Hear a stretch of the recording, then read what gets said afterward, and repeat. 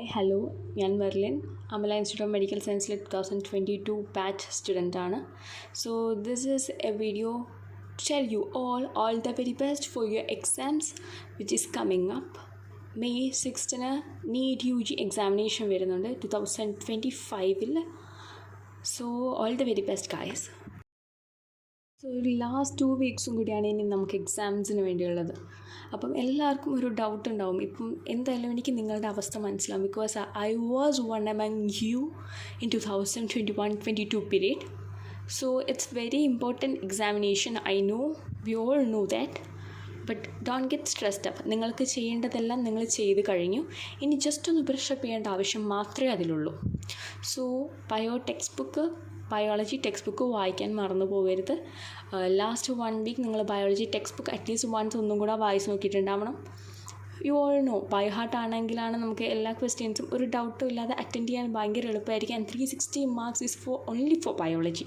അതെല്ലാവരും ചെയ്യും, എല്ലാവരും അറ്റൻഡ് ചെയ്യുന്ന ക്വസ്റ്റ്യൻസ് നമ്മളായിട്ട് വിടാൻ പാടുണ്ടോ? പാടില്ല. So it's very important. Okay.